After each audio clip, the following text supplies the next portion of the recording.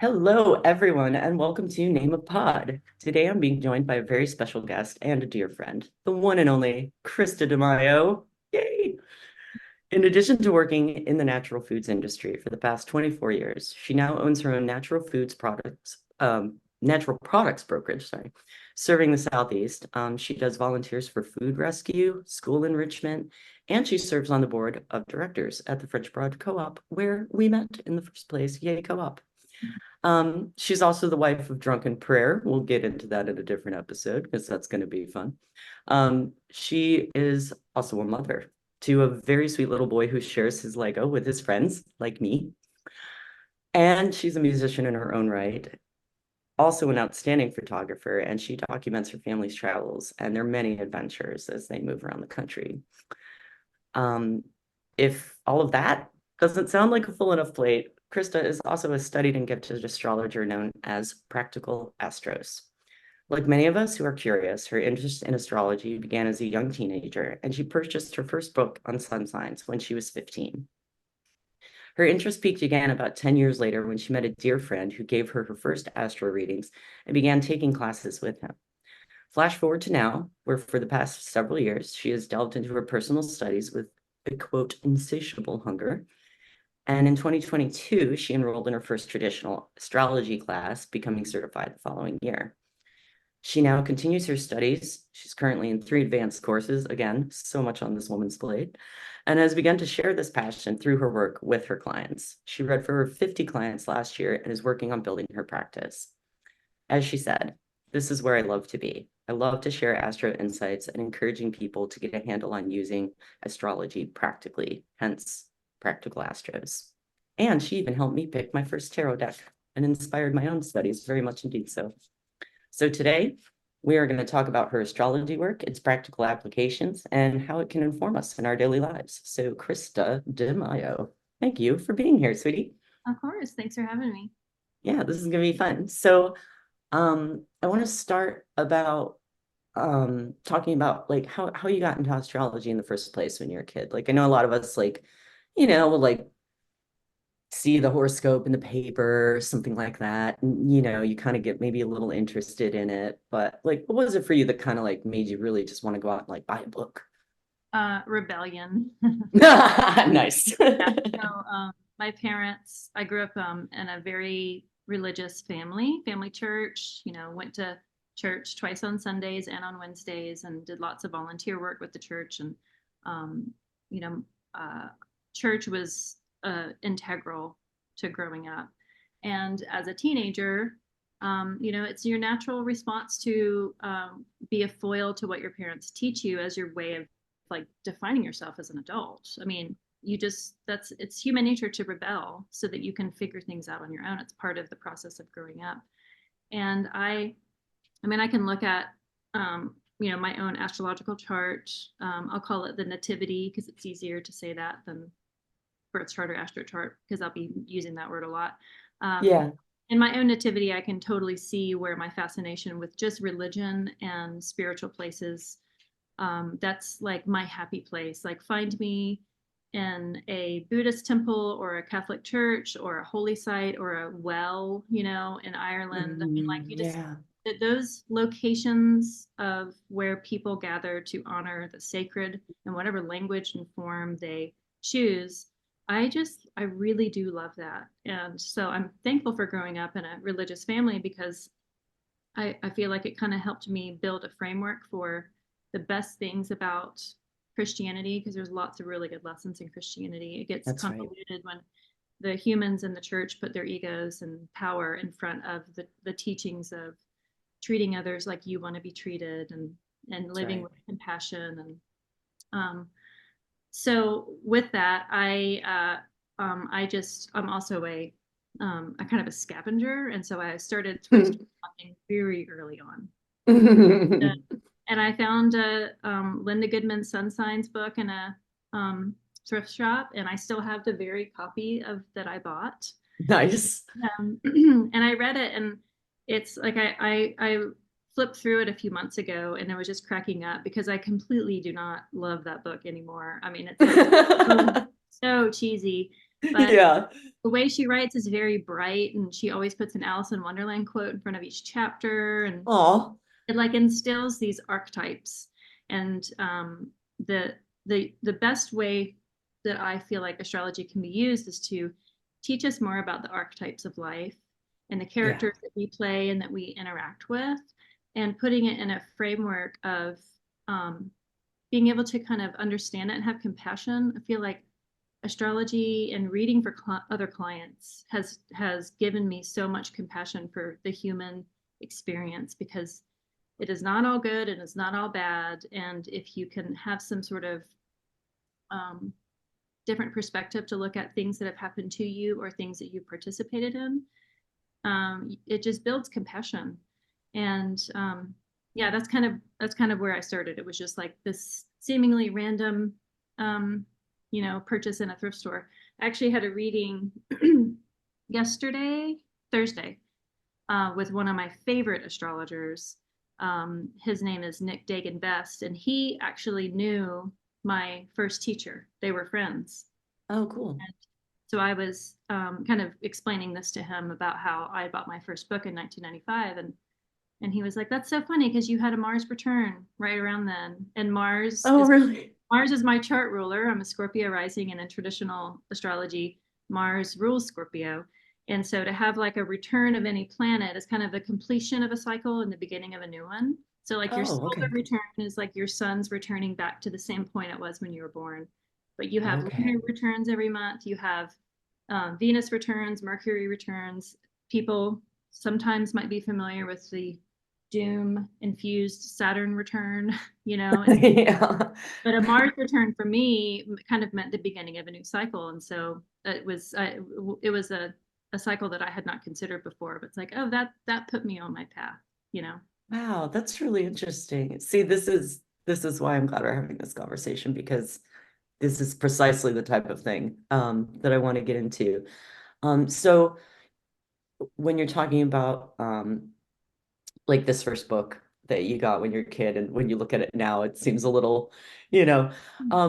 That being said, with all those different sources out there, um, and especially now, because when we were little girls, there probably was maybe a quarter of the amount of books on this stuff available that there is today, 20 some odd years later, right? So, how do you kind of filter through this stuff? It can be difficult, for people who are getting interested and maybe want to start their own studies to even know where to start. Like, what kind of advice would you give on that? Well, I kind of feel like the a lot of the arguments against astrology are it's not real, it's a pseudoscience, blah blah blah blah blah. I Mhm, My position is that astrology is divination, mhm, and there is no wrong way to get into it, right? Now, when you say like yes, there's lots of books about it now, part of the reason why there's lots of books about it now is I'll give a really truncated history lesson. So you have cosmologies of every indigenous peoples on earth because we as humans find comfort in patterns. We like things to be as we expect. And so, the only storytelling that you could really continue for millennia is the story of the stars, because wherever you are on right. earth, we see the same stars, right? So we Yep. develop a cosmology about it. Um, Mhm. and there's a thing called the precession of the equinoxes, which makes the position of the stars now not in the place that they were 3,000 years ago, right? But the archetype is still the same. And so Mhm. um, a long time ago, there was a man named Ptolemy, and he wanted to legitimize astrology more to the scientific community. And so there was this argument that astrology is a causal science, meaning like gravity exists. So if I drop my phone, it's going to land on the ground.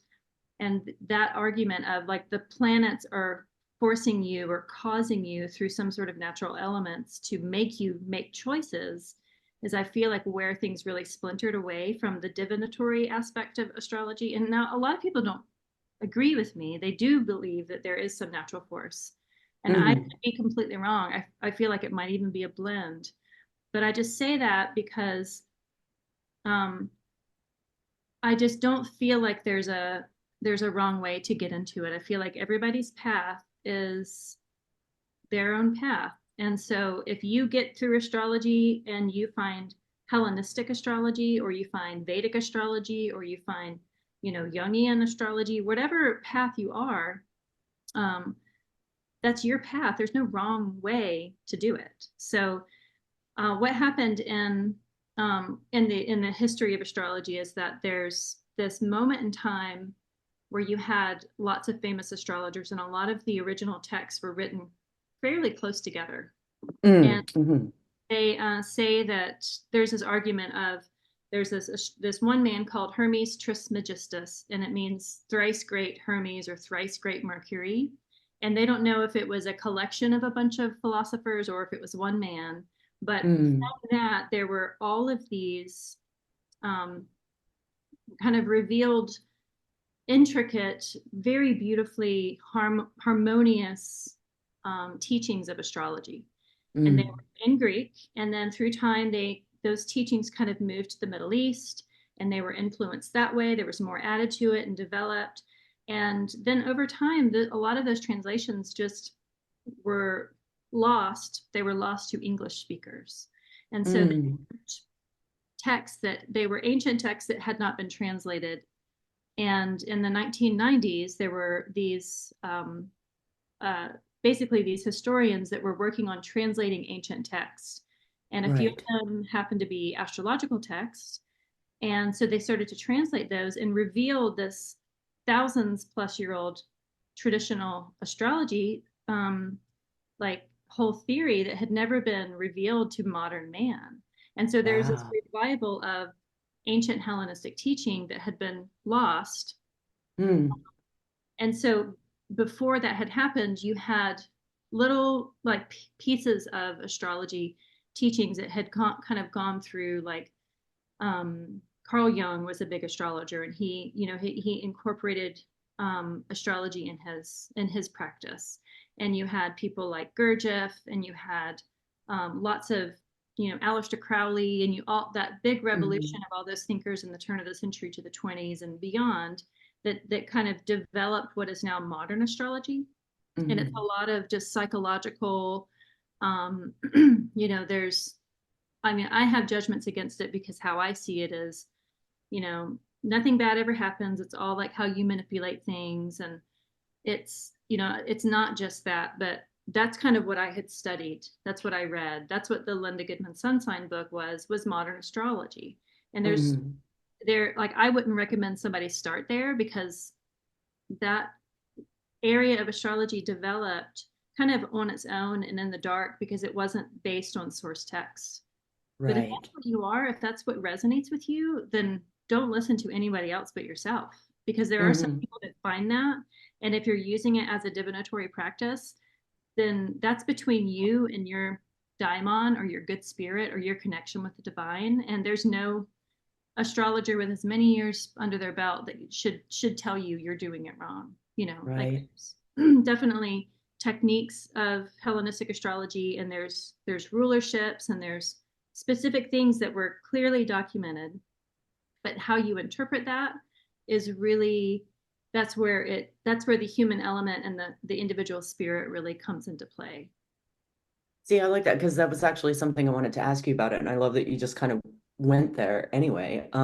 Because like basing a modern understanding on a traditional versus kind of coming into it on your own. And I find that in tarot a lot too, because as we were talking about before we got started, I've been working on my tarot studies, and um, I have a traditional weight deck, and I have my Green Witch deck that you so aptly knew needed to belong to me. And I also have this really beautiful one called the Herb Crafters Tarot. And what I love about it, these women are Hispanic. The woman's name is, the author's name is Letitia Guthrie. And the way that they interpreted the tarot, I thought was really interesting. Like, for example, the page becomes an Iha. She's a daughter. So the queens are madres, Mm-hmm. and uh, I'm forgetting the Spanish words now, but the knights are warriors and Hmm. the kings are healers. Hmm.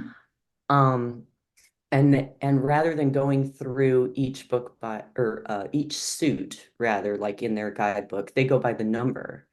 So, and the suits are labeled by their elements rather than cups and swords, and Right. Yeah. so it's water and fire and air and earth. Um, and they don't read reversals in I their don't read practice. reversals. I don't either. Yeah. Because and what I love about it is, thank you for saying that too, because I know some people think that's weird. But part of what I've been learning in my study and especially reading into like the Herb Crafters Tarot a little bit more is that part of the reason they don't read reversals is kind of like akin to what you were just saying a minute ago about how uh, it's all good or it's all bad. And they're like, no, it's not. Like it's actually it's all together. Yeah. So you want to take the full scope of what's being presented to you. And if you're being honest with yourself, you'll admit, like, it's not just all the good stuff over here. It's like, oh yeah, no, I gotta work on this, Yeah. And when I did my maybe we can get into this actually, because when I did my birth chart tarot Hmm. based on the major I always want to I Canon. always want to say arnica. I do. It's so funny. Hmm. Arcana, the major arcana. Um, so the 22 cards, obviously, you and I both know, some listeners might not, so I'll just kind of spit it out real quick. The 22 cards of the major arcana are all associated with either a planet or an astrological sign. So you can lay out those 22 cards in your birth chart. Everyone will use every single one of those cards, so that you can kind of see where your cards are. And they do speak to those archetypes that you were talking about before, as, of course, because that would be one of the major connections, I think, between the tarot and astrology, is that they do lay out those archetypes for us. And we all have a bit of it. It's just kind of, but we're all, just organized a little bit differently, if you will. So, Hmm. but yeah, I thought that was really interesting because when you look at your birth chart with the tarot like that, of course you're not pulling the cards upside down. You're just looking at the meaning of the cards. So the way that Yeah. I wrote it in my journal was like it's this versus this, Hmm. so it's like because a lot of the cards will give you a upright and a reversed Yeah. meaning, right? So the way I noted it down was it's this versus this. So it's like this is your good day, this is you on a bad day. Like I Well, mean, and I don't really, I don't blame anybody for reading reversals because again, it's mm, a divinatory act, so it's your language with these visual yeah, prompts. yeah, yeah. If I pull a reversal, I might look at it and just immediately turn it around. I might look Hmm. at it and be like, I need to look at this card from just a different perspective. What I don't do is I don't take the meaning of the card and do a 180 from it. And I think that's what a lot of Right. read Yeah, reversals. I yeah. just, for me, it's the uh, the tower upside down. It's still the fucking tower. Yeah, yeah, it is. It is Like I'm not going to exactly. be like exploding upwards, hopefully. No, yeah.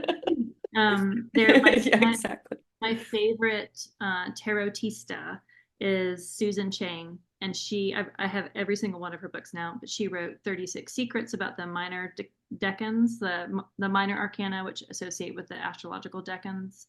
And what a decan is decan just means 10 in Greek. And so if you Yeah, like Aries, like the first like 0 to 9 degree Aries is the first decan.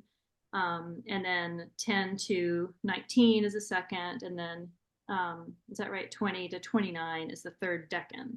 And so right. there's a tarot card that is so the decans are ruled by certain planets, and Yeah. but then each decan has its own tarot card, so there's an association with it.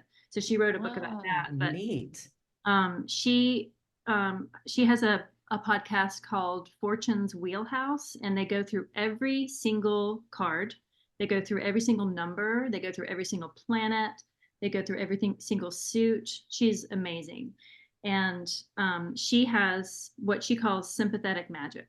And so I'll give the example of tarot. So when I first did I pulled 2 cards in a day over a period of time until, and I would write down and write what I had. And so I pulled the Tower card once. And I remembered this from a class that I took with her. She would, if she pulled a difficult card like the 5 of Coins or the Tower, she would, or like the 9 of Swords, Yeah. she would do this like kind of sympathetic magic. And when she had done it, she would like announce to the universe, the requirements have been fulfilled. Like Yeah. no need to tower my day. I've just done this. And her trick for the tower was, the image of it is like there's people falling down, right? Right. Yeah. And so she crawled head first down a flight of steps. And then when she was at the bottom of the steps, she jumped up and said, the requirements have been fulfilled. And so I did that when I pulled the tower that day. Nice. I looked like a crazy person, crawling down my stairs outside while people were driving past. But I was like, I don't care. I don't need my world to crash down right now, Nope, I have touched the ground. I'm good. And what is kind of crashing down is my ego because I don't care that my neighbors are seeing me. Then that be my tower moment. Yeah. So Yeah, that's pretty awesome. I love that. That is awesome. I love tarot for that. I read tarot for people, but I use it as a way to talk about astrology mostly Mhm. because I'm more versed in reading symbols that way. Yeah. I can read tarot, uh, just as a reader, but I lean into the astrology because I have that repository of information of what these cards traditionally mean, Mhm. but then also reading it in the moment of like, what is it speaking to you? Because I've read for people where they see a certain card, like the 5 of Coins. To me, that's one of the hardest cards in my chart. Yeah. It, Yeah. when I look at it, the 5 of Coins is just a really difficult image. And this woman was like, I feel like I need to stay home to take care of someone. And I was like, that's what you got out of that car. Like I wouldn't have gotten that. And she Yeah. did. Like 10 days later, her husband was hospitalized and she had to stay and take care of her husband. Oh my goodness. So Yeah. the fact that Jeez. she recognized that, she had the Yeah. sense, it was like an out of the blue thing. It wasn't like he was sick and maybe he would be hospitalized. It's like the alchemy in the conversation revealed something to her that it was not mine to see, but it was hers to see. And I like tarot for that reason because people respond to visuals and they can start or prompt a conversation through the visuals in a way easier. I feel like tarot is an easier, approachable um, way to engage in the divine, whatever you want to call it, than Mhm. astrology is. Now I've met plenty of tarot people who are like, man, astrology, people are way more forgiving of astrology, and us astrologers are like, man, people are way more forgiving of tarot. Like Yeah. treated like we're these like, you know, I don't know, energy vampires, but it's like Yeah. both Something, yeah. feel, you know, I mean, I've done readings for friends and I've done readings for family members. And like here down in Georgia, we have a 15-year-old niece. She's super cool.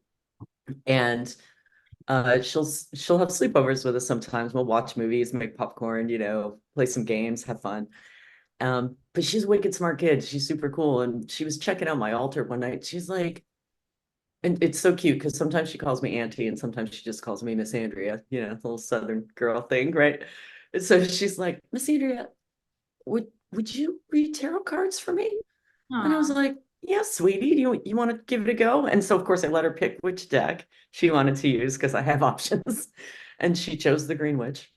And we did a little tarot reading and it was so cute because I did this reading for her and she was like, yeah, I really am having a problem with this dude at school. Like he's being such a pain. Like yeah, it was so funny. Like she's like, I know who that is. And yeah, she like and I was like, see, because I don't know who that is. This is your yeah, reading, right? So it's yeah, like, I just know that you're having a little problem here.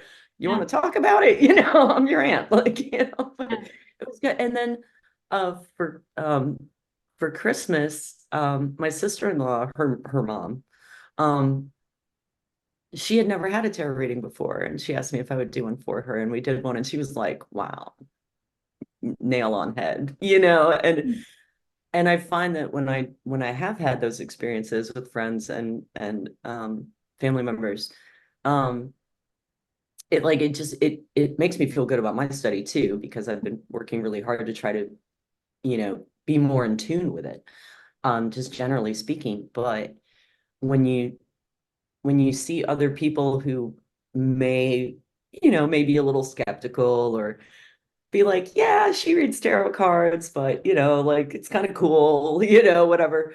But then you do a reading for them, and then they're like, oh, no Yeah. shit.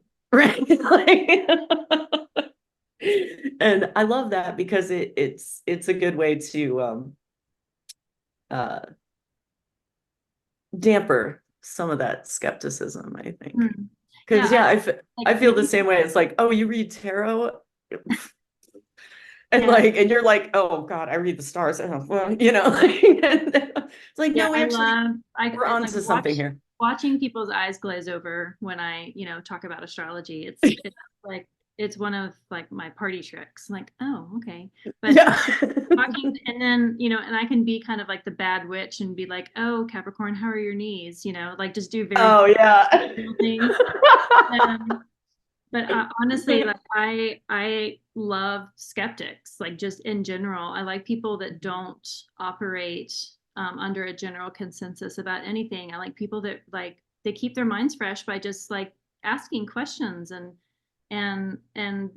those are my favorite people to read for and read with because they usually have a very sharp mind and some of them just want to prove you wrong and Mhm. whatever, but ultimately I think skeptics are just incredibly curious people and I Yeah. appreciate that. I think curiosity might kill the cat but it keeps humans alive, Yeah, and yeah. to read for people that quote don't believe.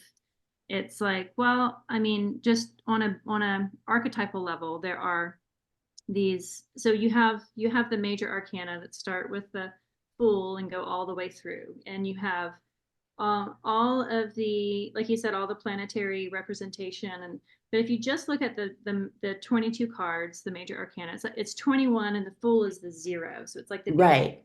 right? and Beginning and the end. Yeah. and the major arcana represent all of life, and all of life Mhm. is not great and all of life is not horrible. It's a blend. So having that in the minor arcana, the ones that are a court card, so like a king, queen, page, or princess, or knight, and then you have the number cards. So you have 2 to 10 of all the suits. So you have fire is wands, cups are water, coins or pentacles are earth, and swords are air. And so Hmm. that gives more detail, but you just in the 22 arcana, you have all of life in there. So of course, if you just pulled major arcana, that can speak to so many things that every person has a touch point on. Uh, Yep. Yeah. so just speaking to people, it's like, if I pull the Fool card or the Hanged Man for you, I can talk to you about it. You don't have to believe me that I'm saying the hanged man is X, Y, and Z. I can just talk to you about it and see what comes up for you, because seeing a picture of something usually kind of conjures an emotion or something you're thinking about. I don't know. Like that's why I feel like it's more approachable, because I'll talk to people about astrology, and like today there's a Mercury Mars conjunction, so like Mercury Mars are together, but it's such an abstract thing because in my mind I'm like, okay, I know what it means instantly. And Yeah. but people are like, I don't have a reference point for, I know that they're both planets, but they don't Yeah. immediately see Mars as like this energizing, he's considered a malefic because he cuts, and Mercury as like this trickster that can be back and forth of being good or bad. He likes to go between worlds, but he's like the chatty Cathy. And if you have like the Cathy and like the planet of war together, like there's going to be some Yeah. arguments today. Yeah. People are going to cut with their words. And Yeah. I think it's just harder for people to abstractly grasp that because it's information, it's words, it's not like a picture that immediately conjures up something, regardless of language. Tarot has the images, but in astrology, you have to have astrology is a language in itself, and hiring an Yeah. astrologer helps you translate your nativity into a language that you can understand. It puts it into it deciphers what the significations of the planets and the houses and the aspects when two planets kind of see each other. It's complicated, you know. Yeah. It's hard to kind of just dive in.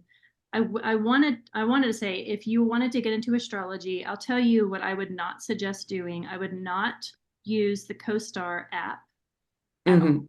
because I Yeah. feel like that app has taught people wrong information, mostly that they don't have a second house, or they don't have blah blah blah. I would just use the Channing app or other Which astrological. I love. The Yeah. Channing app is excellent, but the CoStar app, So good. it's mostly wrong, in my opinion, Yeah. like how it teaches you. And I know that people like to use it, but I feel like there's a lot of undoing that when I talk to people that are new to astrology that have CoStar, in their mind, they have a lot of the first impressions of astrology for them is not very functional. So Yeah. I would just, Yeah. like, if you want to pay for an app, the Channing app is amazing. It's amazing. Yeah. I'm And not even I making use, money on that endorsement. I would just say, don't pay for, yeah. you know. Yeah. Yeah. No. And it's funny that it's because the Channing app, I don't know if you recall, but at one point I saw an interview on a podcast that I love, a podcast called Hysteria, which is on the Crooked Media Network. I'm huge fans of these ladies, and it's a women-driven podcast. It is It's, awesome. yeah, Yeah, yeah, they talk about politics a lot, but they also talk about pop culture and social stuff, and they're great. But they had what is her first name? Is it it's Channing. um Yeah, Jenny? Yeah, Channing. that's actually her name, right? Yeah, And she was on their podcast. I think I sent you a link to it because I was fascinated yeah, because she was talking about as they were talking about the upcoming election in 2024, and she was telling them about all of the major like events that are happening and the conjunctions that are going to happen and how this is going to meet up here and that's going to be right before the election, so be prepared, people. yeah. And it was so cool because she was really insightful, really, really intelligent. It was really nice to hear her speak. And I think I downloaded her app about 2 seconds after seeing that interview. Yeah, that's the good thing, is like what she's providing is founded on like very old texts that were recently translated. So it's like it's new information, and we're able to take those techniques and have it be founded in something that's not just conjecture. And Yeah. I like her because she delivers it very clearly to people that Mhm. don't have astrology as a language yet, you know, or they Right, don't ever right. want to. They want to have somebody just tell them, you know, you got a Neptune square coming up, you know, or whatever. It's like putting it and explaining what a Neptune square to your nativity could mean, and having that sort of preparation instead of like, you know, I guess the hyperbole that um, a lot of some astrologers have now is like, this is the most epic moon of your life. It's like, really? Really? Is it though? Yeah. Is it? Because it was also last month when you said the same thing. And if you do those generalizations and you just like pump everything up, like if you think about your life, like maybe if you're super famous and you're traveling around and you have all these award shows and you're meeting other famous people and you're creating your best work, maybe you have a life that is just on fire all the time, right? But most Hmm. of us, we're Most of gonna us.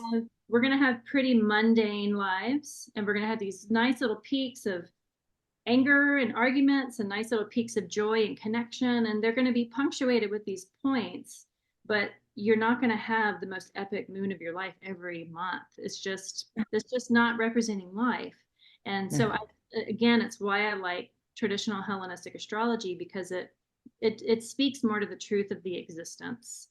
And Yeah. reading for other people, I, as the astrologer, get to ask them about these things, and I can be informed of how a certain aspect or a certain transit to a nativity will play out, and I get to kind of collect that information of like, I've talked to another Virgo moon in the third house, and like this is what happened to them. Does that resonate with you at all? Like I get to hold that information as well as the original recipient, helping them understand what that placement means. But I just get more kind of field data, by talking to people about Right, right. experience. Yeah, yeah. And that was something that uh when we were preparing for this that you had kind of written to me about was using these techniques that you do they I guess they aggregate, over time because you're just constantly building on this knowledge that you have. Yeah. Um and getting to see these tiny little details, that you're going to notice because you've seen them so many times. Mm-hmm. Um, can you maybe explain for our listeners a little bit more, because you've already started talking about it a bit, but how you use those um, like past experiences to sort of look into like what's coming up. So like if you know that um this this is the way this person's chart looks, and there's going to be, two of their major important influential planets are going to be aligning in a certain way coming up. How do you kind of like put that together and to create the picture for the person that you're reading for? Well, so it's the anecdotal experience of me as a reader of plants that's based upon like a ton of books. Like, you know, Yeah. and within those books you have you so in a chart you have the chart is separated into 12. They're called houses, or Mhm. topos in Greek. They're topics. So there's different house topics on all those 12 places. And the first house is like the ascendant, and that's the eastern horizon. The western horizon is the descendant, where the sun would be setting and the sun would be rising on the ascendant. So the eastern and western horizon of a chart. At the ascendant, when people say like, oh, I'm a Scorpio rising, Scorpio was symbolically rising at the eastern horizon. And so Mhm. the Greeks put uh, the most importance on that first house, or that rising sign. Oh, So your wow. rising sign is like at the helm of the ship. It is the one steering the entire thing. And Gemini. yeah, so Oh it's dear. That so it but explains. it well, what's cool is like, so Gemini as your rising sign, the ruler of Gemini is actually the one in charge. So Mercury is in charge. So you are mercurially driven. Mercury is the one in charge. He is your chart ruler. And so you would look at, okay, well, who's at the steering wheel? Mercury's at the steering wheel. Now, are there any other planets in that first house? Because any planets that are in the four angles, like think of it as a compass. The first house, and then the seventh house, which is on the other end. And then the Mhm. top of your chart is the 10th house, which is usually what people would consider a house of career, or how other people see you. It's the highest point in the sky when you were born, is the Mm. MC, and most part it lands in the 10th. And then the Oh, bottom yeah. of the chart is the fourth house. So those are the four anchors of a chart. Right. And so the Yeah, I'm top, looking at mine right now yeah, as you're yeah, describing this. yeah. So Gemini rising would have Sagittarius at the seventh house. So Jupiter rules your Yep. house of relationships. It's like one-on-one relationships. It's a lot of times signified by your partner. What kind of partner do you have in life, in business and in romance? Um, and then the fourth house is like your anchor to earth, and like the house of parents, your home, your nest, how you are when no one else is home, and then the 10th house is like how people see you, you know, what, um, what are you known for? That sort of a thing. Now there's other points, the MC and the IC can sometimes switch, like a friend in Norway has her MC in the 11th house just because of the latitude where Norway is versus. Oh, interesting. So the Yeah. MC points can shift, but you always have a 10th house. You always have every single house in a chart. And so when someone comes to me and they want to ask about a certain area of life, I would start with the chart ruler and see where the chart ruler is. Mm, Because if you have Mercury in a certain house that doesn't have a traditional aspect to the first, so it can't see the first, that can speak a lot of like some you might feel like you're operating in the dark a little bit, like you're not mm, doing things in a traditional way.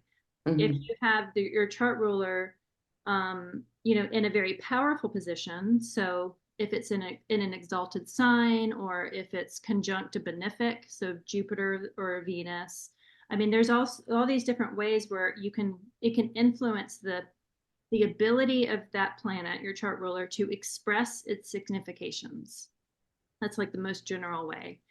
And so then I would look at, okay, well, if you want to talk about, your money situation, I would look at the second house.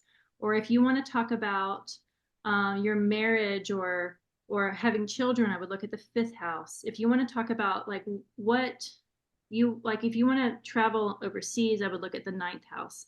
And I would look at the rulers of those. I would look if there's any planets in those. But all those things, so it's the houses, it's the planets in those houses, and the rulers of the planets in those houses. It's like a kaleidoscope. You kind of look at all three of them together. That's mm. just your nativity. And then you look at the transits that are happening, and they're also lighting up different parts of your nativity. That's why, like, you and I are both Taurus suns, but our charts Right. are very different. Very different. Yeah. I know a woman that worked at the co-op. She was born 18 hours and 1 minute before I was born. Yeah. We have very different charts. Yeah. We have the same Saturn, Mars, Jupiter, but we have different rising signs. We have different Yeah. moons. We have different Venuses, and Yeah. and our lives are very different. So if you see people that were born on the same day, even twins, like a twin is not going to be born at the exact same moment as another twin. There's going to be a few minutes, and so they Right. might have the same rising sign. They might have the same moon, but the degree of their ascendant is going to be It's going to affected. be different. It would be affected. So, like, say Saturn's like the big bad boy, right? Say Mm-hmm. Saturn right now is in Pisces, and say you have a 6-degree Pisces rising, and your twin has a 9-degree Pisces rising. You're going to get hit by that transit before your twin. It's going to affect you differently. So it's like Yeah. twins, you're going to have every fingerprint is unique, every nativity is unique. And that's why like doing generalizations is kind of like a joke, because it's like, well, yeah, I'm a Taurus, but I'm a Scorpio rising. Like my chart is very Yeah. different than a Yeah. Gemini rising Taurus, or a Yeah. Pisces rising Taurus, or a Taurus rising Taurus. I mean, it's Yeah. like it's wonderfully complicated, and it is like looking at a kaleidoscope. Yeah. Because I love that metaphor too, because with the kaleidoscope, there's all the layers that create that one beautiful picture that we see. Yeah. And also like a kaleidoscope, it's in a circle. So very good Yeah. metaphor. Well done.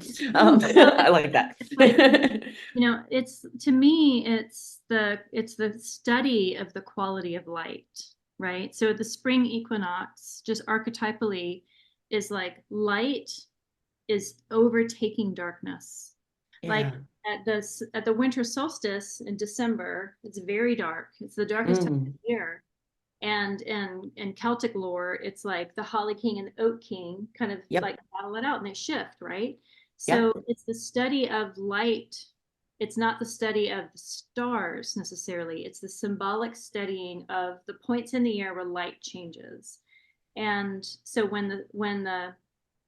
so the significations of the signs are derived from their relationship to light. So there's a Mm. reason why Aries is the one where it's like we won, like we survived the winter, we're jumping Hmm. out, it's springtime, like no looking back, it's only going to grow with light. And then Taurus is the continuation of that light of like, okay, Aries, calm down, we've got work to do. We've got work to do. We have Yeah. all the seedlings to plant, we have all the flowers to smell, like we have to sustain that. And so there's Yeah. this like the fixed signs are the sustaining of the light. And then the mutable signs are the ones where light starts to shift a little bit before the turning of the wheel. So Right. like if you think about the winter solstice, Sagittarius is a very hopeful sign. Mhm. It's like the like Mr. Happy, and they're the Mhm. darkest point of the year. So it's Yeah. like, I'm reminded of Sandman, and when Sandman goes to hell to get his helm, he has to deal with Lucifer, the morning star, Yeah. and he battles with Lucifer, and at the very end, he wins because they're battling with like imagery of like what the story is, like I am this, I am this, I am this, and at the end, the Sandman is like on the ground, and he says, I am hope. And at like the darkest point of the year, it's like hope springs eternal, and that's the Mhm. beginning of the return of the light. So when I think about astrology, it's not, oh, I can see, Orion, and Orion is telling me in my ear to do something. It's not that Mhm. at all. It's like, in a couple of days we're going to have Imbolc. It's this Yeah. point of the light where Imbolc It's means, one of my favorites to celebrate. I know, it means in the belly, and it's like when the ewes would be pregnant, and they would reveal milk and to show that Mhm. they were pregnant, and it's like the first fresh food that you would eat after a dark winter. And it's like this beginning of the shift and the turn of the light. And then by the time the spring equinox happens, it's like it just we're nourished from the milk, and now we get to like spring forward with the light. And I think that's why I love astrology, is that it's not like I'm not trying to prove anybody anything. I'm like embracing, witnessing the passage of time through an archetypal lens. And I feel like Yeah. you can talk to really anybody about that. I mean, I talked to my 10-year-old son about archetypal things, not just astrology, but thinking about things as stories, because he's going to remember Yeah. that versus remember facts. Facts don't have Right. meaning unless they're rooted in a story. Yeah. No, and I agree with that too, because I mean, you know, I could barely tell you, remember half of the books I've read in my life, but the ones I read as a child, I have some of them memorized, because when you're studying just for facts versus studying to enjoy or be enlightened, and there's a story that goes along with it, these are the things that we really remember, especially when we're little, Yeah. you know, and I mean, I think that's why, you and I both were, well, I didn't have to go to church twice on Sundays, but I was raised Catholic, Mhm. and I had to go to church school on Wednesdays and go to church on Sundays. And, you know, there's a reason that children are taught um, with stories, because that's what kids remember, Yeah. and when we can take that and put it into all of the areas of our life that kids should know about. I think that's a really beautiful thing. I know Yeah. you're an amazing mom. I've met your son. He's cool. Like, Well, it reminds me you of guys are awesome. I I just love it. I'm a huge fan of Alan Moore, who's a comic book artist. He's a writer for comics, and he wrote Yeah. V for Vendetta, and he wrote some of the Swamp Things. He wrote my favorite comic series of all time is Promethea, and it's a 5-book series. Nice. Um, but there's this interview with him, like on YouTube, and I watch it every once in a while because he himself is like this magician. And Yeah. he has a couple of funny stories about, when he turned 50, he didn't want to disappoint his friends by becoming just a normal midlife crisis old man. He decided to declare himself a magician, and he was like, in his thick, North English accent, like you can just hear him just like grinding through this. And he's like, what I didn't realize is that if you declare yourself a magician, one day you're going to wake up and realize that's exactly what you've become. Yeah. But then he talked about the power of story. And he was like, Mhm. to cast a spell is literally to spell, to say words, to Mhm. use, Mercury Hermes. I pulled this card today for this. Yay! That's perfect. That one's my friend. I see that one a lot. Yeah, I love that card. And he talks about For, like, for those of you listening, she just showed me the magician card, which in my Green Witch Tarot is the witch. oh yes, yeah. So, yeah, makes Um, sense. so he talks about, back in olden times, humans have this obsession of like of being immortal. We don't want, Yeah. there's a fear of dying.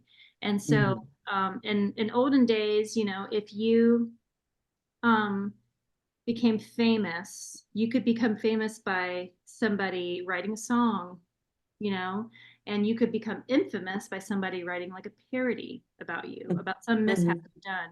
And if Yeah. it was a particularly good parody, then people would repeat it for generations. So you would be remembered for being an ass for generations. And Yeah. it shows the power of story. Stories, if they're a good story and they get repeated, then the immortality of those characters continues on. And it's only when that story dies is when those people die. And so the Yeah. idea of spelling and speaking and like saying the requirements have been fulfilled, like that in itself is like a magical act. And Mhm. by looking at your nativity through the language of astrology and speaking it out loud, I feel like has like magical remediation for human suffering and then compassion for our suffering. That's why it's like Yeah. I don't tire of talking about this because it's like it feels like it gets to that heart center of we want to be seen. It's scary to be seen, and Mhm. sometimes we don't want to look at the truth or don't want other people to look at our truth. I mean, it's not an easy thing. It's not light and fluffy unless you use Yeah. unless you use co-star. It's not light and fluffy. Yeah, right. So I had oh God, this conversation is so much fun. I never wanted it to end. I had one other like question I wanted to ask you before we kind of loosen up and talk about some other fun stuff. Um, so you mentioned a little bit earlier in the conversation about like planetary returns, right? And you did touch on the solar return, which was something I was a little cloudy on myself. I wasn't because I'm into it, but I have nowhere near the understanding that you do. I'll stick with my cards. But and try to learn through that, because it's been working. But when you talk about planetary or like a solar return, um, I know you said the solar return is kind of like it's time for like a reset that happens, right? Like if you're the planets that were in with your son when when they come back. Um, can you explain a little bit more in depth to our listeners about how that works and like when we have these different planetary returns Mm. um as they come in into cycle for us? Sure, yeah. So the general term is a timing technique, and it's used to kind of look at what is ahead of time for you. So you can use a solar return, which is like say you have a 15-degree and 59-minute Pisces sun. So every year that sun is going to find itself at that degree in that minute. But then when you were born, if you were born in 1950, then Venus will be in a particular place, Saturn will be in a particular place. Like all the planets are going to be like on their own thing. But when you turn 75, the sun will return to that exact moment, but all the other planets are going to be in very different stages. And so Mhm. you can look at your natal chart, your nativity, and then you can look at your solar return for the year. So like when I read for people and they're looking at like my birthday is next week and I want to look at what my year ahead looks like. That's generally what people want to look at a solar return for. So Mhm. say you have that Pisces sun and it's in the first house of self, but in your solar return, it's in the ninth house of foreign travel or of studies or publishing. It's like, well, you're still a Pisces sun, but maybe the theme of your year is going to be a little bit less focused on you as the main character. And maybe you're just going to travel, or maybe even working on a project and you really want to publish it. So you can look at all the other things, it's like, well, you have the sun conjoined Venus, which is like just Venus Cazimi. That means that like they're right at the exact degree. So that can create like a more profitable, like blessed year. Or you have a Sun Saturn opposition, it's going to be like a little bit more resistance in these areas of life, depending on what house the planets are at. So you can read a solar return chart to kind of just get a vibe of like, how does this one differ from your birth chart? And you can get an idea of the themes that might come up this year versus what's happened your whole life. Now, if you look at like a Mars return or a Saturn return, again, you're going to look at the topics of the house that your Saturn or Mars are in and your nativity. And usually a return is, the planet taking its time. They all have a synodic cycle is what it's called. It's their relationship to the sun. And a return from when you were born to now, it usually means it's like these chapters kind of close so that a new chapter can open. And that's like when I was recently informed, like the year I bought my first astrology book, I had a Mars return. So it was like the beginning of something new. And, you can use those returns. You have, maybe 3 Saturn returns in a lifetime. You only have 1 Uranus return if you lived until 84 years old. No one has a Pluto return because that's like, almost 300 years. Right. But you have a lunar return every month. You have a solar return every year. You have Venus and Mars, Jupiter returns like at different cycles. So if you have a Venus return is kind of like a popular one because Venus is the queen. She says yes to things. She's the empress in tarot. She's just like, she is, yeah, sensual, and she's loving, and she's comfortable and soft. And you can have like a inflated Venus that just makes you become a lush, or yeah. like there can be dark sides to too much of a good thing. But for the most part, a Venus return is like, yes, like I have Venus in Cancer in the 9th house, and I love my Venus and Cancer returns. It's usually around the summertime, and I usually try to go to a river or a lake or the ocean, and I just float in the glory of this watery, emotionally tapped in, Venus.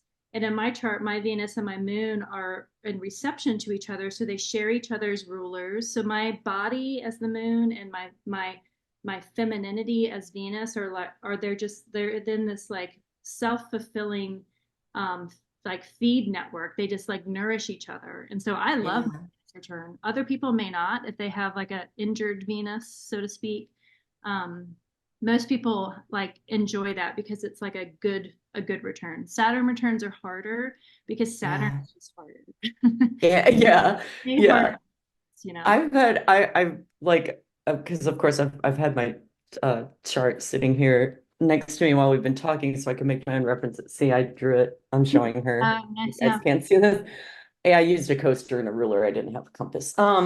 But yeah, it should not surprise you that my Venus is smack with my sun right in Taurus. So Yeah, that's where she Venus be. at home. Yep. That's where she be. And she is right next to Mercury. 0 degrees Venus, 1 degree Mercury, which I did that's my ship captain apparently. So there we go. Wait, what else do I got in there? There's more. My 12th house is like loaded, dude. Taurus, Sun, Venus, Mars, Mercury, and my Chiron are all in my 12th house. Loaded up. Yeah. I have a similar, but it's in the 7th house, Yeah.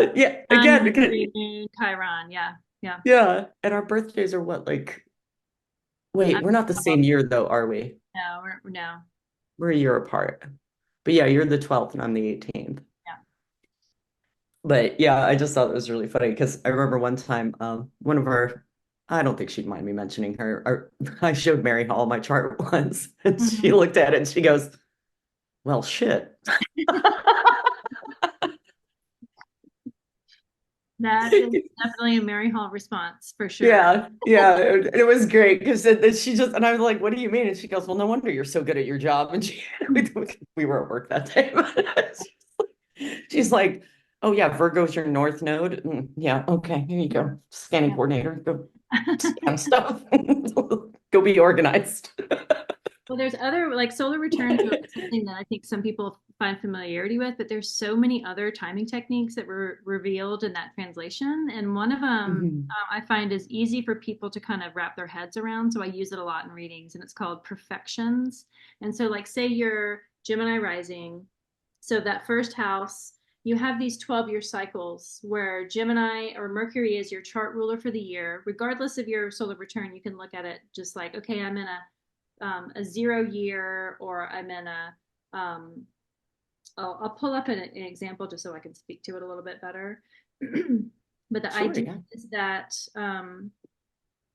for 1 year, a certain act of your or a certain area of your chart is activated. So it makes it so that your whole chart is not on fire at all times, right? Right, right. Yeah, Like that makes certain sense. areas of life, and then the rulers of those houses kind of get to be a bit more important. So, like when you're like a big year is like a 10th house year, right? So your 10th house is like career, how people see you.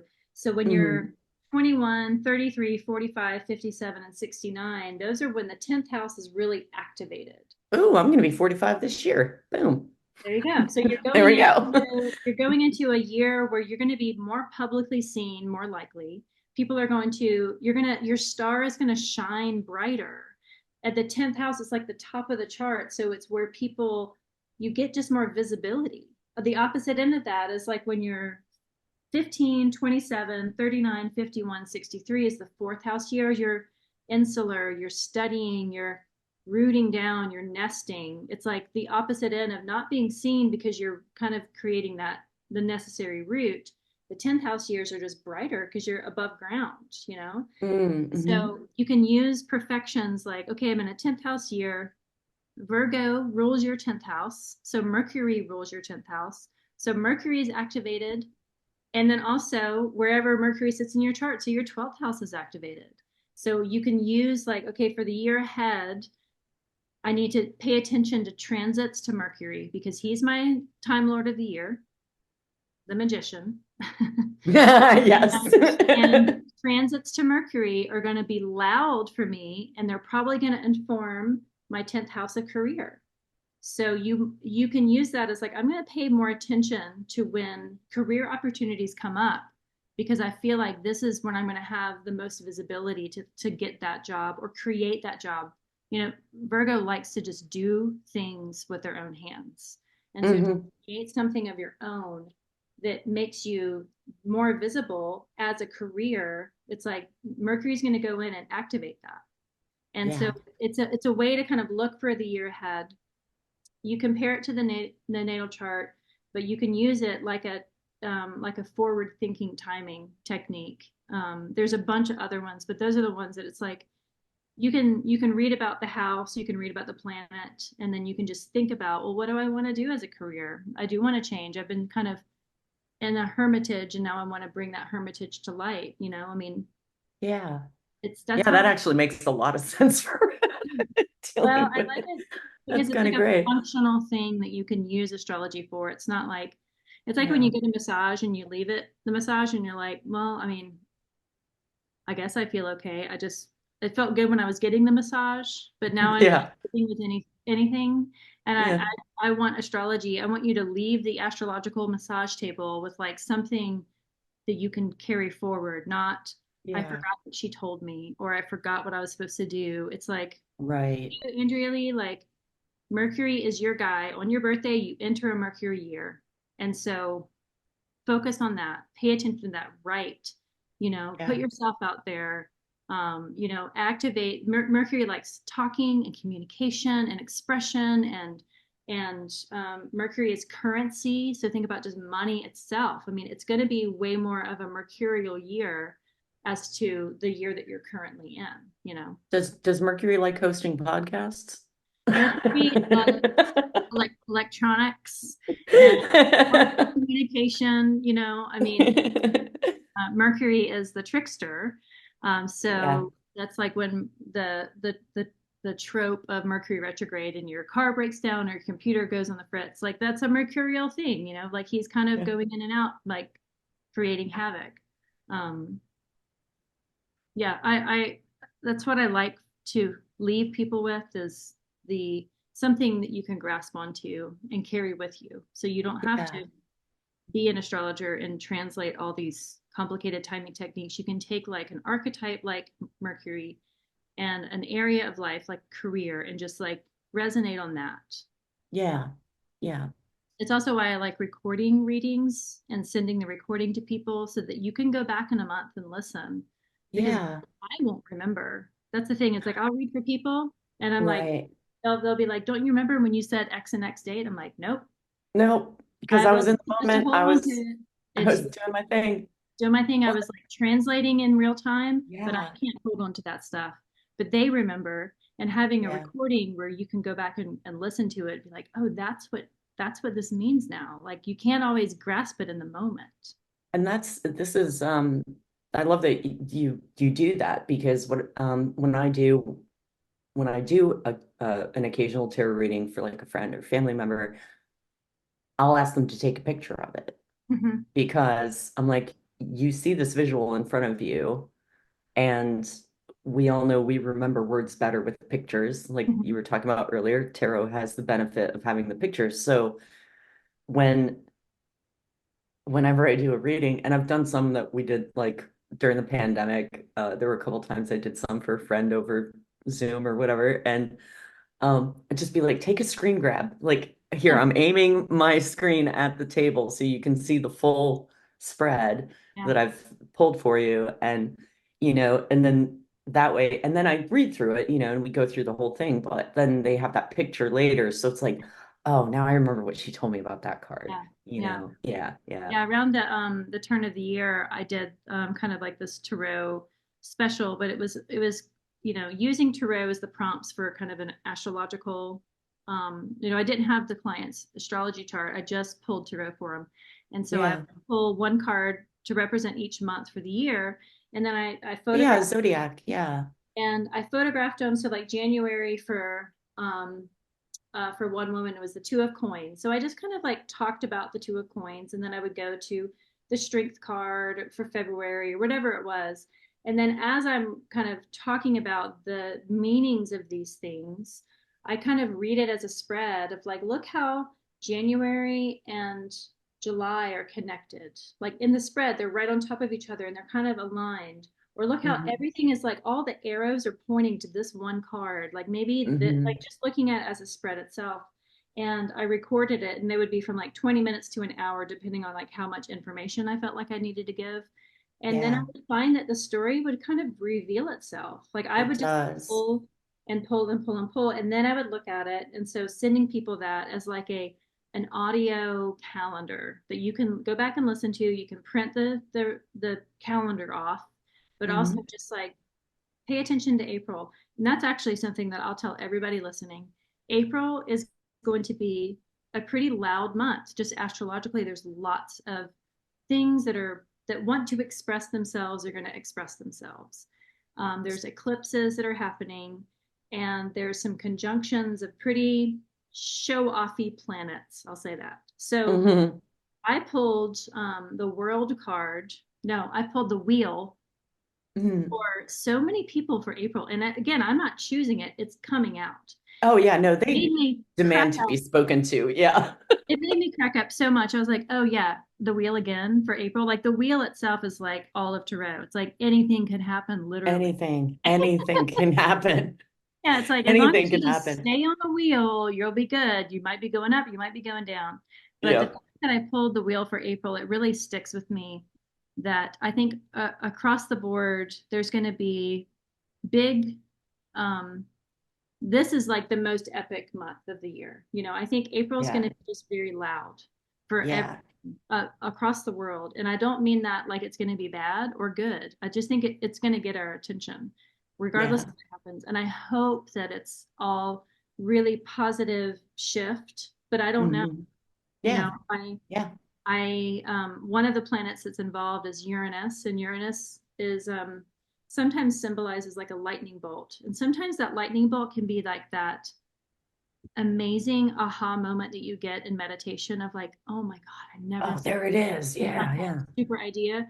Or it's like a lightning bolt can also hit a plane wing and make it to cause to crash. You know, it's Yeah. like across the gamut, it's like lightning can be lightning is just like that really concentrated flush of energy to a very specific point. And so that's why I say I can't really predict it. It's going to be good or bad.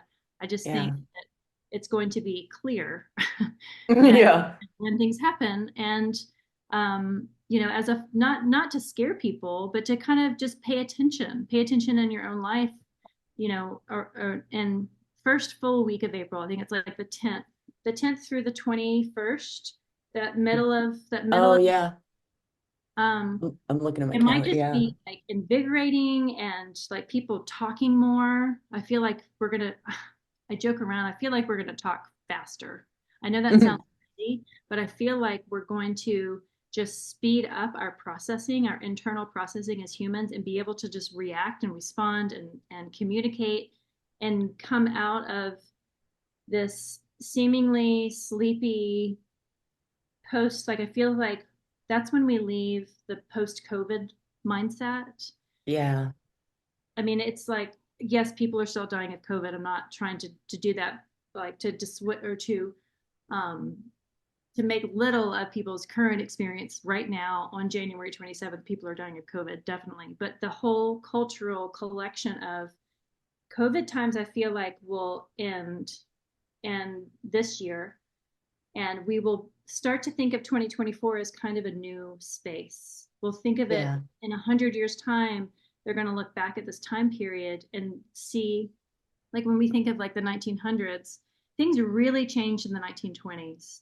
Like we had Hmm. cars, you know, the technology really increased. The way we fought Yeah. wars really radically changed. There was so much more immigration all over the world. So it's like things like from 1900 to 1920, it was still kind of like the 1800s, you know, Yeah. Yeah. horses and like the the first wave feminism of the 1880s or earlier really had kind of fizzled out. But in the 1920s, like women just started to wear pants, you know, and it Yeah. seems silly, Yeah. you know, but it's like that was a big shift, It was huge.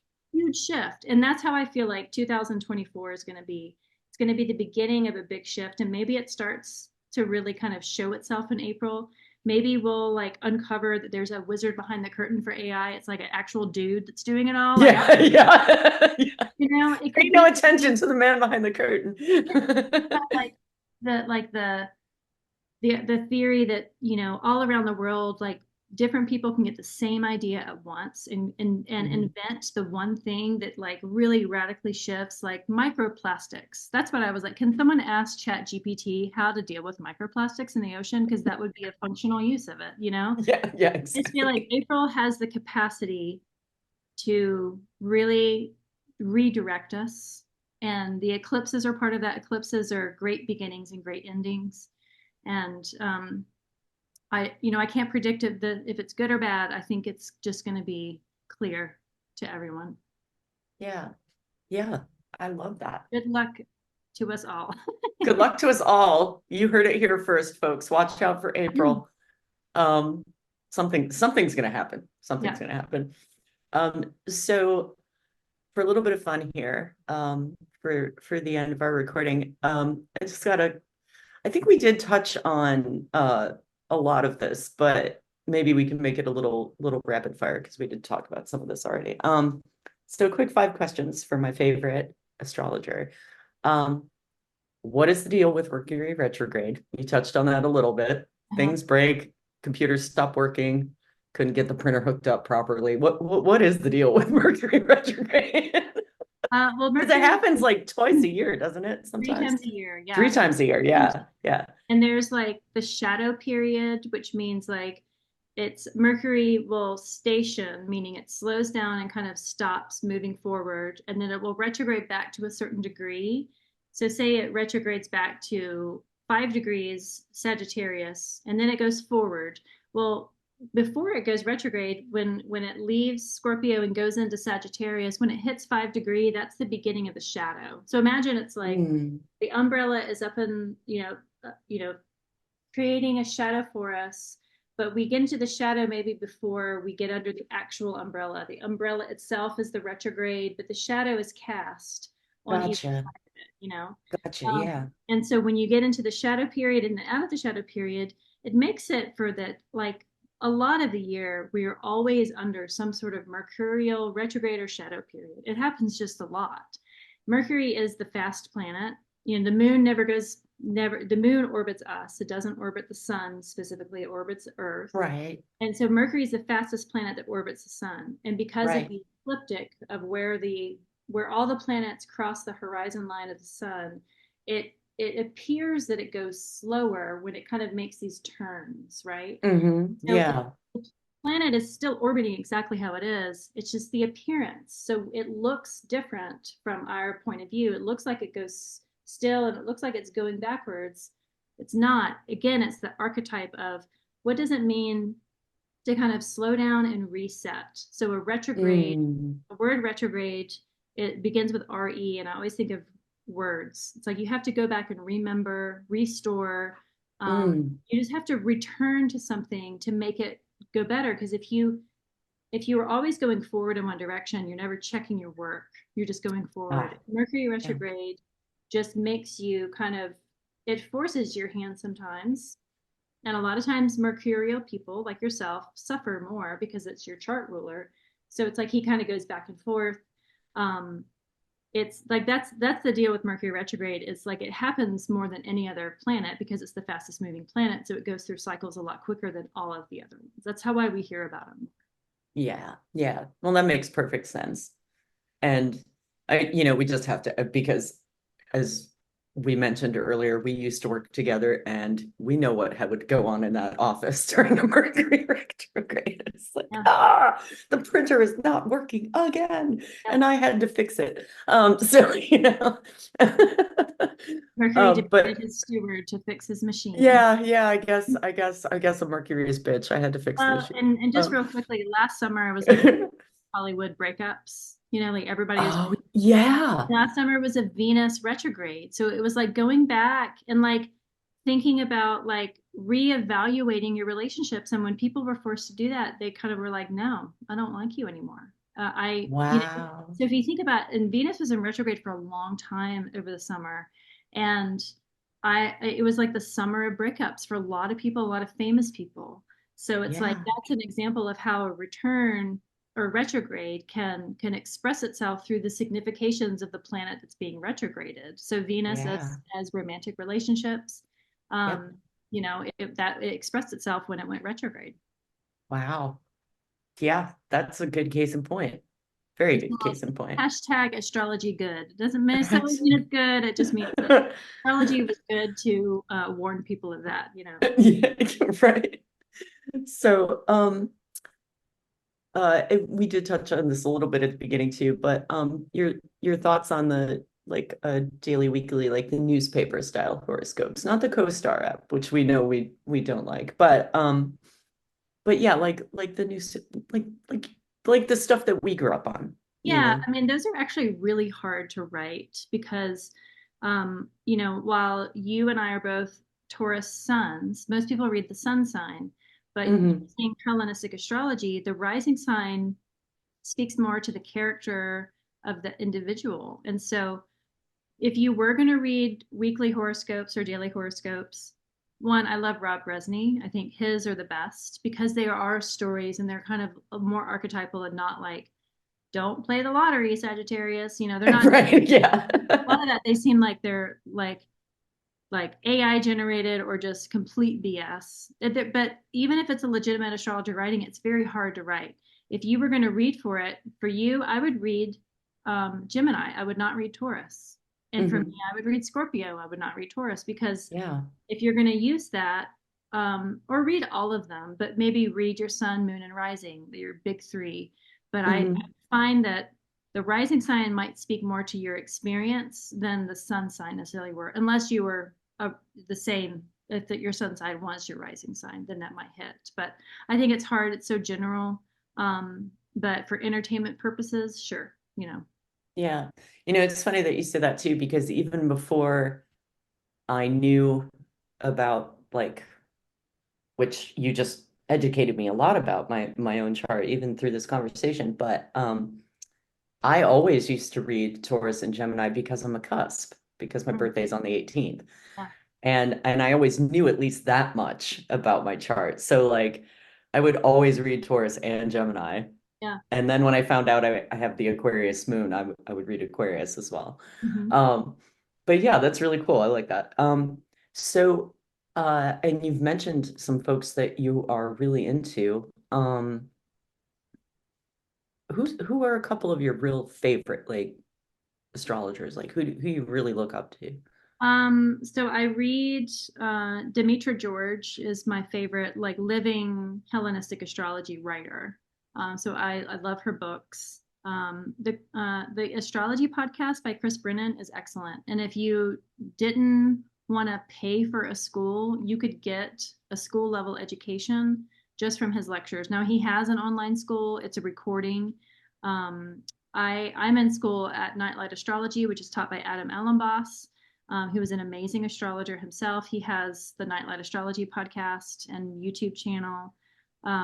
I have favorite ones that don't necessarily teach, but they do lecture series. Kira Ryberg is an amazing astrologer. She's very young. Like I think she's just in her first Saturn return now, but this woman is incredible. And I can't wait to like watch her grow because she's just such a wealth of very humble and like knowledge that she's sharing. Um, those are the ones that I kind of reference the most. And then there's like, I'm in a cohort of students that we're all at different stages of life all over the world. And I'm reminded that just like there's every type of person on earth, there's an astrologer for every type of person on earth. And so Mhm. I have just personal favorites from seeing their journey to coming to astrology. You can follow me on Instagram and Twitter. It's at Practical Astros, and that's all it is. I have like my personal social media, and then Practical Astros is all astrology all the time, 24. And I engage with a lot of really great astrologers on there.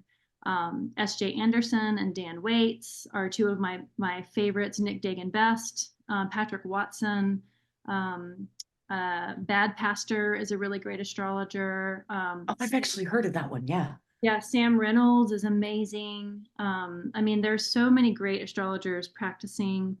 Um, Kelly Surtees is another one. I feel like I'm at an award show trying to like thank everybody that's influenced. Um, there's like, and if you want to go like the magical route, there's Christopher Warnock has written a bunch of really beautiful Oh yeah, magical I've books. heard it. Yeah, yeah. And then if you're Vedic, there's like really great Vedic astrologers. Um, Vic Dakara on YouTube is like my favorite Vedic astrologer. He's kind of a rebel Vedic. He's not like the usual Vedic astrologer. So there's so many out there, and with social media as it is now, you can access all sorts of different resources for it. But my Twitter page mostly is like I want to be like the gathering place and the bulletin board for pretty much all astrologers, and Mhm. even the trolls. I just like come on, that's like it's all of life. Everyone can engage here as long as you're not being a total ass. I will let you play. And Yeah. it's like my astrology philosophy is a rising tide lifts all boats. And so, as long as we're like always talking about astrology and That's treating each great. other respectfully and compassionately, let's all just like keep rising the awareness of it and the utilization of it, and retain the joy and the jolly and the magic and the seriousness, because it is representing life, just like tarot. And I've had success there. It's good to just be like, everybody come over to my house and chat. I'll Y- host. I'll put Yeah. in topics you can like discuss amongst yourselves. But I Yeah. love like holding that Just space. discuss. And people like to engage. It's like astrology can be kind of a lonely practice because a lot of it Mhm. is you with your head in a book and frantically writing notes before your head explodes. Mhm. And even engaging in a client, you're still translating it for them. And so to have a place where you can chat about your techniques, you can learn things, you can argue, um, but argue in a language that not other people speak, because Yeah. astrology as a language is like it's not as popular as maybe the astrology bubble world would like to think. Um, Yeah. and it's just refreshing to have that. So I'm thankful for all of the people that I've learned from and all the people that continue to teach me every day. Like I've got a group of students, Sonia, Shauna, and Janessa, and we host these events. And I'll send you the link to it because we're actually Oh hosting yeah, a please. one tomorrow. But That'd be we great. host these events just before each Sabbath to kind of talk about the astrology of the season, to talk Hmm. about there's like a meditation on it that's led by one of the she's a mindfulness coach, and there's like I give like recipes and like how to make a Bridget's cross and like all these it's like these Oh yeah. how-tos, but I we're make Bridget's bread. oh yeah, Yeah. it's like a seasonal pause to just think about what the season means to carry forth until the next Sabbath. And just having that sister cohort of other astrology students that we're all at different stages, but we all come together with like the eagerness to share and to support each other. Like that kind of connection with other astrologers has been like the secondary blessing on top of just being able to read for people, which is definitely the top. So I love it. that was a I love it. long-winded, quick No, answer. no, it's fine. Like I said, feel free to elaborate as much as you like. So I guess because I had two more questions, but we totally answered one of them already in depth. But um, one last cute one for you. What's your favorite tarot style?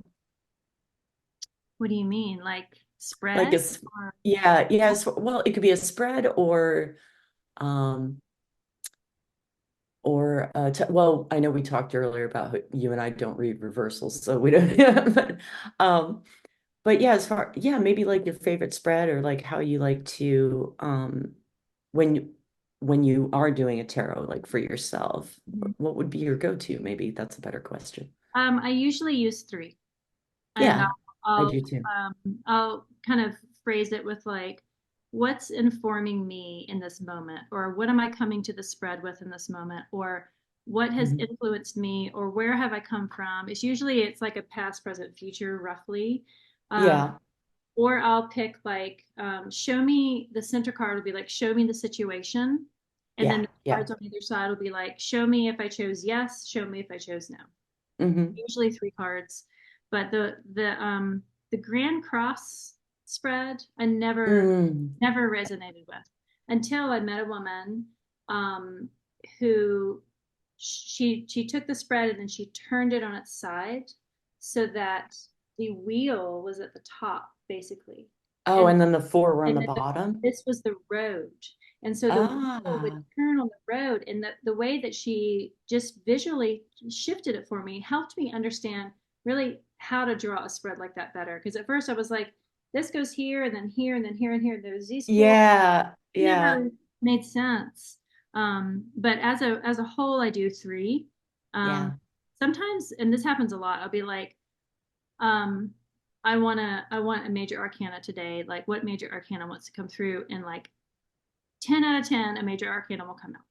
Yep. Another tip that I'll give people with tarot, sometimes it's hard to just be at the mercy of whatever the fates have for you that day. Like if you feel really like I just want to be in charge of one thing, I tell people to look at the cards when they pick and let the image jump out to them. You don't have to be at the mercy of this random card. You can flip through it and be like, you know what? I really want the moon today. And the moon Yeah, is not an easy card, but if you yeah, pick the moon, you get to have that agency of choosing it.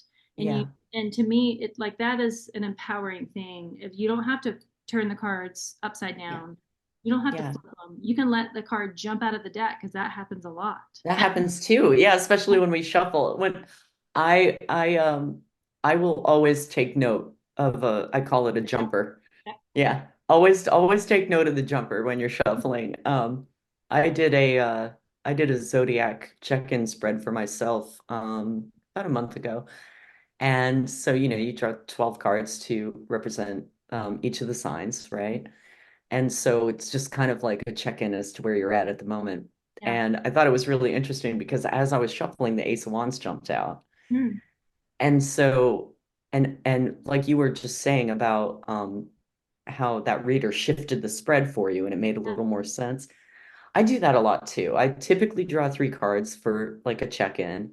Mhm. And kind of like you, I'm kind of like, it's like, where am I at right now? And then I kind of read the side cards as to what's going on right now, you know? Yeah.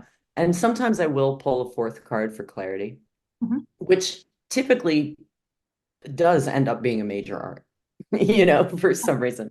Yeah. Um, and I when I did the zodiac spread, so I just put the Ace of Wands in the middle, and then I put the Mm. rest of the cards around it to be the zodiac wheel.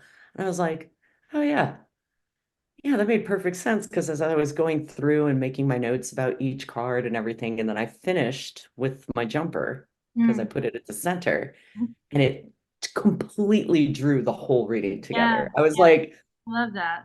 oh, that makes so much sense. Like, Yeah. always pay attention to the jumpers, folks. You got to. If you And have a sometimes if draw it your jumps 3 cards, out, but if the jumper jumps out, you got to read it. yeah, I'll read it. And sometimes I'll be like, I will deal with you later. Yeah, sometimes you have to. I'll be like, Yeah. son, you were not allowed in this situation. So I'll keep him in the back of my mind, but I'll be like, you just hold Hmm. on. Maybe I'll Yeah, pull you.